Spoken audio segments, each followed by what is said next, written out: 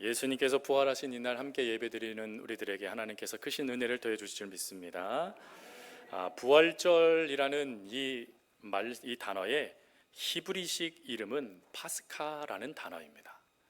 이 파스카라는 단어에서 어떤 말이 유래가 됐냐면 유월절이라는 단어가 유래가 됐습니다. 그래서 이 부활절을 이렇게 의미합니다. 유대인에게 있어서 유월절이 이집트 노예 생활에서 해방과 자유를 뜻하는 것처럼 그리스도인들에게 있어서 부활절은 그리스도의 다시 사심, 그리고 이를 근거로 한 그리스도인들의 죽음으로부터의 해방을 뜻한다라고 말이죠.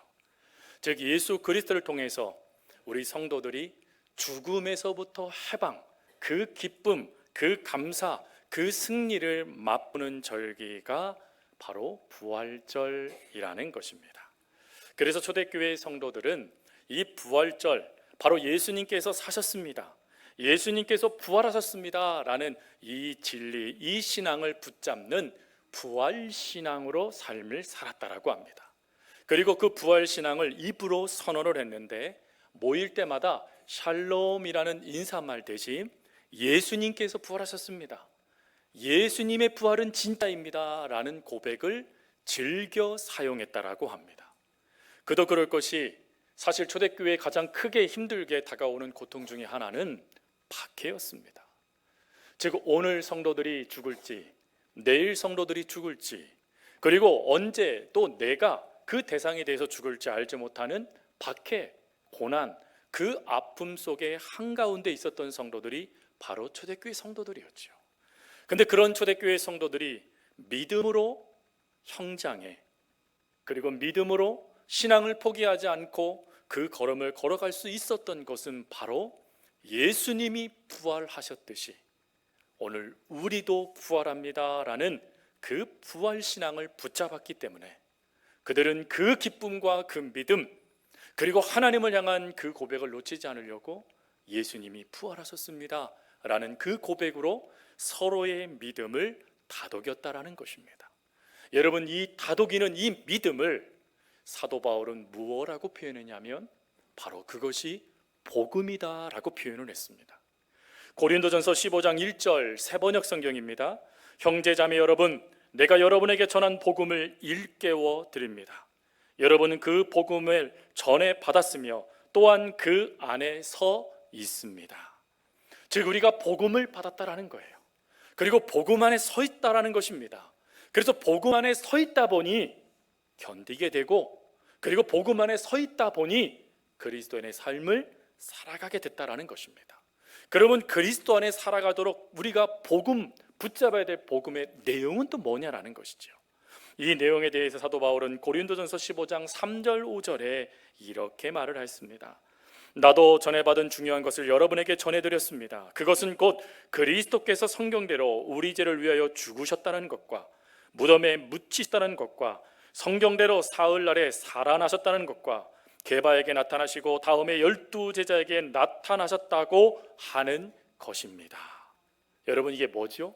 한마디로 복음은 예수님께서 죽으시고 예수님께서 살아나셨다 하는 그것이 바로 복음이다라는 것입니다. 여러분, 우리들은 이 복음 아래서 신앙생활을 하고 있는 것이죠. 그래서 그 신앙생활을 조금 전에 말씀드린 대로 부활신앙생활이다라고 말하고 있는 것입니다. 여러분, 우리도 주님 안에서 부활합니다. 아니, 이미 부활을 경험했지요. 영원히 죽을 수밖에 없는 우리들이 예수 그리스도를 말미암아 영원히 사는 새로운 피조물이 됐지 않습니까? 그러니 우리는 이미 부활한 하나님의 사람들이고 후에는 영원히 부활하여 하나님과 함께 천국 잔치에 참여할 하나님의 사람들입니다. 그럼 사랑하는 성도 여러분, 부활하신 주님 안에서 그 부활 신앙을 유지한 채 우리가 살아가기 위하여 오늘 이 부활절 하나님께서는 우리들에게 깨닫기를 원하시는 말씀은 무엇일까요? 즉 부활하신 예수님을 통하여 우리에게 주시고자 하시는 그 은혜는 무엇이겠는가 하는 것입니다. 그 은혜는 두 가지입니다. 첫 번째 은혜는 믿음의 눈이 열리게 해주시는 은혜입니다. 여러분, 예수님께서는 마가복음 8장 31절 말씀에 인자가 많은 고난을 받고 장로들과 대제사장들과 서기관들에게 버림받아 죽임을 당하고 사흘 만에 살아나야 할 것을 비로소 가르치셨다라고 기록합니다. 그리고 그 가르치신 그대로 예수님은 바로 부활절 오늘 부활하셨죠. 다시 살아나셨고, 살아나셨을 뿐만 아니라 제자들을 만나셨고, 또 갈릴리 바다에 가셔서 제자들과 먹으셨고, 또 수많은 제자들을 40일 동안 찾으시며 가르치시며 그들에게 주의 복음, 하나님의 나라의 백성들의 삶을 하나님은 끊임없이 양육하시는 삶을 사셨습니다. 즉 예수님의 부활은 영혼의 부활이 아니라 육신의 부활을 하신 것이었죠. 그런데 이런 놀라우신 하나님의 은혜에 육신의 부활하신 예수님, 그 놀라우신 역사를 안타깝게도 제자들은 받아들이지 못했습니다. 예수님이 죽으신다는 것도 용납하지 못했고, 또 예수님이 부활하신다는 것은 더더욱 그들은 믿지 못했습니다. 그러다 보니까 그들은 어찌합니까? 마치 도마처럼 반응하는 것이죠.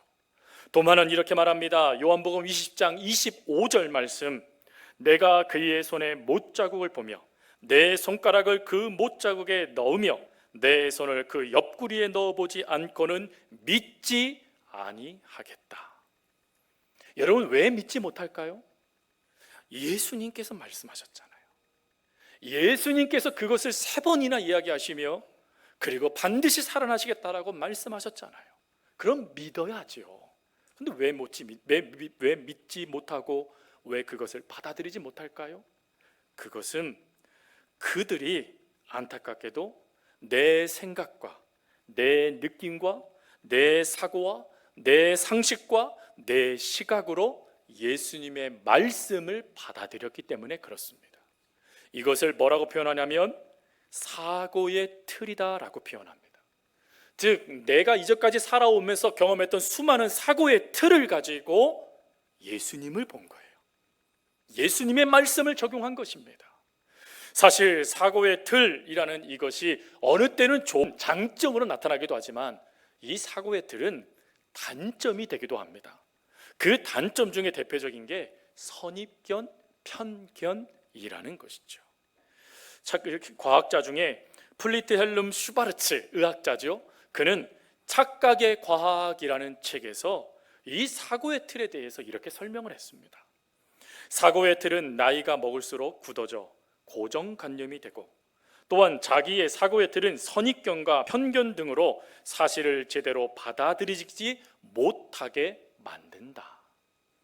즉 예수 그리스도께서 사신다, 예수 그리스도께서 부활하셨다 하는 그것을 제대로 받아들이지 못하도록 만드는 사고의 틀이 제자들에게 발동이 됐다라는 것입니다.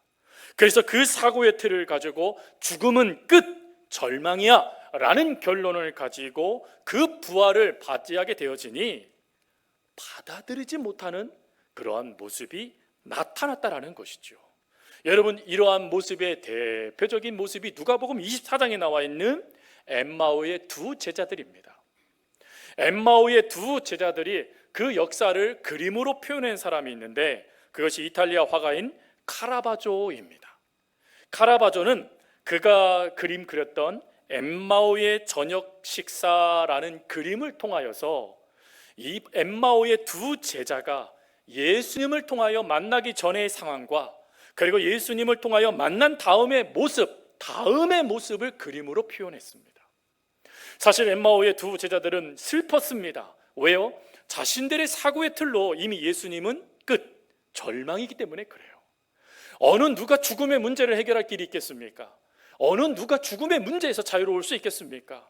그것은 이미 경험되어 온 것입니다. 죽음은 끝이고 죽음은 슬픔인 것입니다. 그러니 그 시각을 가지고 주님이 부활하셨다라는 소식을 들었음에도 불구하고 믿지 못합니다.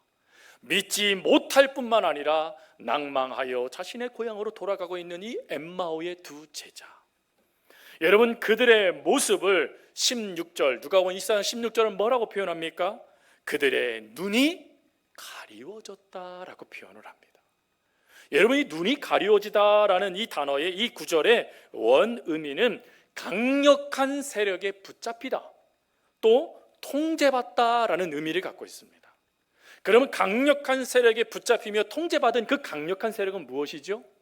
바로 나의 사고입니다. 내 생각이에요. 내 기준입니다, 여러분. 이것이 발동되어지니까 어찌 되죠?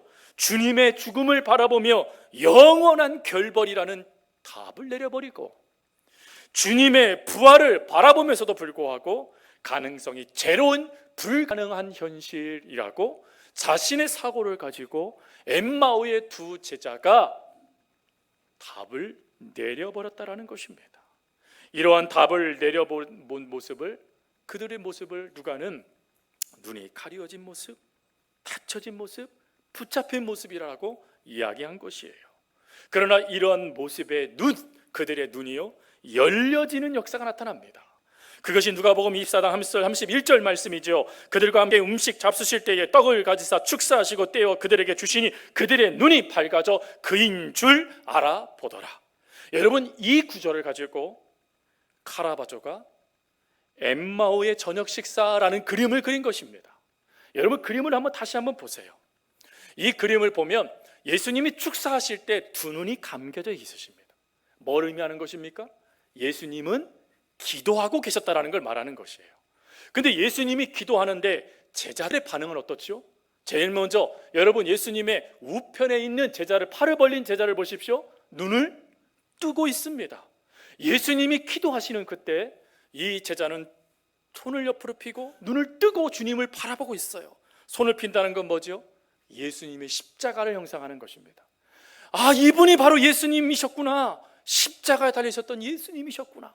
그리고 옆에 있는 제자는 어떻습니까? 의자를 붙잡고 박차 일어나려고 하지요. 근데 그 제자도 보이진 않지만 눈이 떠져 있습니다.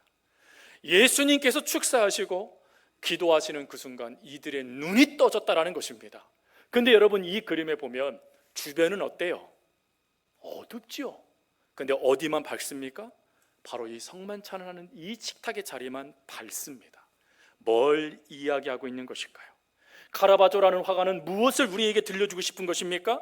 그것은 이 영적으로 닫혀졌던 제자들의 눈이 떠질 수 있었던 것은 바로 빛 대신 예수님이 그들과 함께 하셨기 때문이라는 것이에요. 여러분, 이 말씀은 이미 예수님께 주신 말씀이셨지요. 예수님은 요한복음 8장 12절 이렇게 말씀하셨습니다. 나는 세상의 빛이니 나를 따르는 자는 어둠에 다니지 아니하고 생명의 빛을 얻으리라. 무슨 말입니까? 예수님 안에 있는 자들은 눈이 닫혀진 자들이 아니라 눈이 열려진 자들이라는 거예요. 그러면 눈이 열려짐을 통하여 누구를 만나는 것입니까? 예수 그리스도를 만난 자들. 눈이 열려져 참 생명이고 참 진리이시고 참 길이신 빛 대신 주님을 만난 자들이 바로 우리라는 것이에요. 그 은혜 가운데 성경은 이들을 향하여 이렇게 말합니다. 그들의 눈이 밝아졌다. 주님이 부활하셨구나. 주님이 부활하셨구나. 부활하신 주님이 불신, 믿음 없어 오늘 그 낭망하며 자리로 돌아가는 나 같은 죄인에게도 찾아오셨구나 깨달아지며, 그 다음 어찌하지요? 그 다음 말씀해 보니까 그들이 기뻐하며 예루살렘에 와서 예수님의 부활을 증거하였다라고 고백을 합니다. 여러분, 그들의 증거하는 그때의 상황은 달라지지 않았습니다. 여전히 암울합니다. 왜요? 그 당시에 퍼져졌던 소문이 있었어요. 제자들이 예수님의 시체를 빼앗아가 예수님이 부활하시라는 그 거짓 증언을 낸다라는 소문이었습니다. 그래서 로마 병사들로 찍히겠죠. 그러나 사라진 것입니다. 그러니 로마 병사들과 종교 지도자들은 예수님의 시체를 찾으려고, 또 예수님의 제자들을 잡으려고 혈안이 되어져 있었습니다. 근데 그것으로 예수님의 부활의 그 기쁨을 두 눈이 떠지니까 상황, 환경 상관하지 않고 달려가 복음을 증거하는 증거자가 되더라는 것입니다. 여러분, 이렇게 눈이 떠진 이 역사를 다윗은 또 이렇게 얘기합니다. 다윗은 시편 3편 6절에 천만인이 나를 에워싸 진친다 하여도 나는 두려워하지 아니하리로다. 왜 그가 두려워하지 않죠? 그것은 하나님, 나는 내 생각과 내 느낌과 내 사고의 틀을 가지고 이 세상을 바라보지 않겠습니다. 나는 하나님, 만군의 여호와 하나님 안에서 나를 붙들고 계시고 도와주시는 그 하나님을 향한 믿음 안에서 이 세상을 바라보겠습니다 라는 그 믿음 속에 바라보니 누가 보일까요? 하나님이 보인 거예요. 자신의 삶 속에 역사하시는 하나님이 계신다는 것이 보여진 거예요. 두 눈이 떨어지니까 더 이상 환경이 변화되지 않아도 괜찮은 거예요. 왜요? 하나님이 함께 하시거든요. 성도 여러분, 바로 이 은혜를 받은 자들이 바로 저희들입니다. 저희들은 과거에요, 수많은 죄악의 어두움의 눈으로 말미암아 아무것도 바라보지 못한 채 그저 땅을 더듬으며 발을 더듬으며 살았던 인생들이었습니다. 그런 인생들에게 예수님이 빛을 비춰주시고 부활의 능력으로 우리에게 함께 해주심을 알미암아 어둠에서 빛으로, 사망에서 생명으로, 갇힘에서 해방으로, 다툼에서 사랑으로, 절망에서 소망으로 나아갈 수 있는 믿음의 눈이 열려진 자들이라는 거예요. 오늘 그 은혜를 하나님이 깨닫게 하시고자 이 부활주일날 다시 예수님이 죽음에서 살아나셨습니다 라는 그 사실에만 집중하지 않고 살아나신 주님이 우리에게 허락하시는 눈을 뜨게 해주시는 은혜를 받는 날이다라는 것을 깨닫게 하시고자 오늘 이 예배 자리를 허락하신 겁니다. 성도 여러분, 기억하십시오. 우리는 주님 안에서 눈이 뜨여진 자들입니다. 우리는 맹인이 아니에요. 우리는 소경이 아니에요. 우리는 예수님 안에서 보게 된 자들이라는 것이죠. 이 믿음으로 살아가는 저와 여러분이 될 수 있길 바랍니다. 그리고 두 번째, 주님께서 주신 은혜는 능력의 주님을 매일 경험케 하시는 은혜입니다. 여러분, 사도 바울은 고린도전서 4장 20절에 이렇게 말을 합니다. 하나님의 나라는 말에 있지 아니하고 오직 능력에 있음이라. 여러분, 여기서 이 오직 능력이라는 이 원의미는 사람의 구원은 하나님의 힘에 달려있다라는 뜻입니다. 여러분, 우리의 인생을 우리는 우리가 살고 있다 생각하죠. 그러나 두 눈이 뜨여진 성도들은 깨달아요. 우리의 인생은 내가 사는 게 아니라 하나님이 살아주시는 인생이다 하는 걸 말이죠. 근데 살아주실 때 어떻게 살아주시느냐? 힘으로 살아주신다는 거예요. 그 힘으로 살아주신다는 것을 사도 바울은 에베소서 1장 19절에 이렇게 말을 합니다. 그의 힘의 위력으로 역사하심을 따라. 그의 위력으로 하나님께서 우리의 삶 속에 함께 하신다는 거예요. 그래서 그 큰 능력으로 우리가 하나님이 어떤 분인지를 알게 하시기를 원하시는 하나님의 역사가 우리의 삶 속에 부활하신 주님을 믿는 성도들에게 부어주시는 하나님의 능력이라는 것입니다. 여러분, 이 능력을 존 파이퍼 목사님이 설립한 하나님을 향한 갈망이라는 인터넷 사이트에 보면 그것의 편집자였던 스콧 하버드 목사님은 이렇게 이야기했습니다. 하나님은 당신의 문제보다 크시다라는 그 제목을 기사로 이야기하며 내용을 이렇게 적었어요. 당신의 문제가 바다처럼 넓어 보이는가? 하나님께서 당신의 문제를 붙들고 계신다. 당신의 슬픔이 하늘보다 높아 보이는가? 하나님께서는 손바닥으로 바다 물을 헤아리시고 뺨으로 하늘을 재시며 땅에 띠끌을 되게 담아주시고 또 저울로 작은 산들을 달아 보신다. 당신의 문제가 너무 커 보일 수 있다. 그러나 하나님은 능력의 하나님이시다. 당신의 문제가 아무리 크다 할지라도 그분의 말씀은 태양이 이 땅을 비추는 것보다 빠르게 당신에게 임하신다. 여러분, 이것을 이사야 선지자는 이렇게 표현했어요. 이사야서 40장 28절 31절 말씀입니다. 너는 알지 못하느냐? 듣지 못하였느냐? 영원하신 하나님 여호와 땅끝까지 창조하신 자는 피곤치 아니하시며 곤비치 아니하시며 명철이 한없이 없으시며 피곤한 자에게 능력을 주시며 무능한 자에게 힘을 더하시나니 소년이라도 피곤하며 곤비하여 장정이라도 넘어지며 자빠지되 오직 여호와를 앙망하는 자는 새 힘을 얻으리니 독수리의 날개치며 올라감 같을 것이요 다른 박질하여도 곤비치 아니하겠고 걸어가도 피곤치 아니하리로다. 하나님의 능력이 우리에게 부어주면 여러분, 날마다 샘솟는 능력이 나타난다는 거예요. 하나님의 은혜 가운데 날개만 폈는데 그 날개 안에 하나님의 능력의 바람이 불어오니 먼 곳 높은 곳 날아가는 새들처럼 하나님이 그렇게 역사하신다는 것입니다. 그 역사를 깨달았던 사도 바울은 고린도전서 15장 57절 58절 이렇게 말을 합니다. 우리 주 예수 그리스도로 말미암아 우리에게 승리를 주시는 하나님께 감사하노니. 승리를 주시는 하나님. 승리를 주신다, 이 주다라는 단어가요, 줬다라는 뜻이더라고요. 이미 우리는 승리를 받은 자들이라는 것입니다. 어떻게 그게 가능할까요? 우리 하나님은 능력의 하나님이시기 때문에 그렇습니다. 능력의 하나님께서 우리에게 매일매일 삶 속에 역사해 주시기 때문에 그래요. 그래서 그 역사해 주심의 은혜를 사도 바울이 깨닫고 뭐라고 고백합니까? 빌립보서 13절 말씀, 내게 능력 주시는 자 안에서 내가 모든 것을 할 수 있습니다. 능력 주시는 자 안에서. 여러분, 그 능력 주실까요? 주셨습니까? 믿으십니까? 하나님은 이미 우리에게 능력을 주셨어요. 그 능력을 주셨기에 우리는 어찌해야 됩니까? 날마다 그 능력 안에 내가 있음을 확신하셔야 돼요. 여러분, 사실은 우울증에 걸리고 수많은 사람들이 마음의 병에 걸리는 것 중에 하나, 특별히 성도들이 그것 가운데 자유롭지 못하는 이유가 무엇입니까? 바로 이와 같이 능력을 주시는 하나님이 내 안에 계신다는 확신이 없는 거예요. 오늘도 내 부정한 마음을 몰아내 주시는 하나님, 오늘도 이 땅의 삶을 온전히 살아갈 수 있는 힘과 능력을 주시는 하나님, 비록 이 땅의 삶이요 암담해요. 그리고 자연기후도 너무나 많이 바뀌어서 농사도 내 마음대로 질 수 없는 상황이 되어졌어요.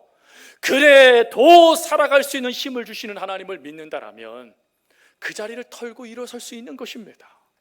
그것을 털고 일어설 때 더 이상 환경에 우리는 사로잡히지 않아요. 사실 청년들이 가장 많이 하는 말들이, 여러분, 이생의 삶은 실패했다라는 거예요.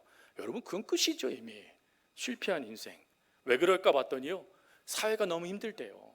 자신들이 직장을 얻을 수 있는 상황도 아니래요. 너무 고통스럽대요. 그 고통스러운 상황에 우리는 어떤 것도 할 수 없대요. 그들이 그렇게 얘기합니다. 하나님이 없는 사람은 그 어떤 것도 할 수 없어요. 그러나 하나님께서 계시는 성도들은 달라요. 하나님께서 역사하시는 성도들의 삶은 다릅니다.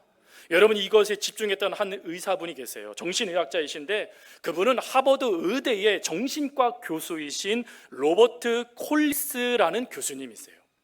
이 로버트 콜리스라는 교수님은 왜 많은 CEO들, 그 CEO들이 성공할 수 있었을까? 왜 저 위대한 정치가들, 또 수많은 교수들, 학자들, 그리고 수많은 또 회사의 그 이사들, 리더들이 왜 성공할 수 있었을까를 조사를 했다랍니다. 근데 조사를 했더니 그들에게 몇 가지 공통점이 있는데, 첫 번째 공통점은 그들의 인생의 출발이 불행했다라는 거예요. 즉, 그들 중에 제대로 된 마치 금수저처럼 성공한 사람들이 거의 없었다라는 거예요. 대부분은 흙수저들이었다라는 거예요. 도무지 희망이 없는 그 삶을 살았던 사람들이었다라는 겁니다. 그런데 그들의 삶의 두 번째 공통점이 나타나는데, 그것은 내면이 강하더라는 거예요. 내면. 그래서 이 내면이 왜 강한가 하고, 그 정신과 의사니까 그들과 끊임없이 상담하면서 그들이 왜 내면이 강한지를 이야기하고 연구하고 발견하는데, 그들의 입에서 동일한 한 분이 언급되라는 거예요. 그게 누구냐면 예수 그리스도였다는 것입니다. 즉, 예수 그리스도께서 그들의 내면을 강하게 만드셨다는 거예요. 강하게 만드니까 환경, 상황, 내 처지, 내 입장, 그것을 뛰어넘는 능력을 발휘하더라는 것입니다. 그래서 그 발휘되어지는 그 역사를 보면서 그는 이렇게 결론을 지었어요. 우리는 반드시 부활하신 예수님을 만나야 한다. 그것도 매일의 삶에서. 매일의 삶에서 그 부활하신 예수님을 만나니 저들의 인생이 달라져 많은 사람들이 존경받는 위대한 사람들이 되더라는 것입니다. 그런데 성도 여러분, 이미 우리는 주님을 만난 사람들이에요. 이미 우리 안에 주님이 계신 분들이십니다. 그러니 여러분, 그 하나님을 향한 믿음을 가지고 여러분들의 삶을 살아가면 여러분들의 삶이 망할까요? 여러분들의 삶이 그저 그런 인생처럼 여겨질까요? 세월을 허송세월하는 인생이 되어질까요? 아닙니다. 여러분들의 삶은 하나님이 자랑할 만한 삶이 되어지고, 여러분들의 인생의 삶은 덧없는 인생의 삶이 아니라 매일매일의 삶이 하나님의 능력 안에서 비범한 인생의 삶이 되어진다라는 것입니다. 그래서 다윗이 이렇게 고백했어요. 시편 143편 8절 말씀. 아침에 나로 하여금 주의 인자한 말씀을 듣게 하소서. 내가 주를 의뢰함이니이다. 내가 다닐 길을 알게 하소서. 내가 내 영혼을 주께 드림이나이다. 자기의 모든 걸 하나님께 드릴 테니 하나님 내 삶에 오늘도 역사하셔서 오늘도 하나님의 능력 가운데 하루를 살아갈 수 있는 은혜를 제게 주세요. 여러분, 그 고백이 다윗을 다윗되게 만들어준 고백입니다. 여러분, 이 고백을 그가 할 수 있었던 이유는 하나님의 능력을 믿었기 때문에 그래요.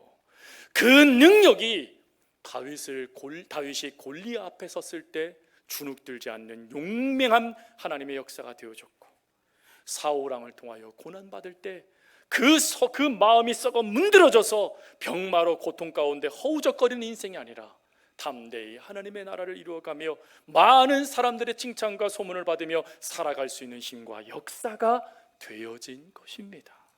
오늘 그 역사를, 그 은혜를, 그 평범한 인생을 비범한 인생이 되도록 만들어주신 그 놀라우신 하나님의 능력을 다시금 깨닫고자 하나님은 오늘 우리에게 부활절 이 예배를 허락해 주신 것입니다.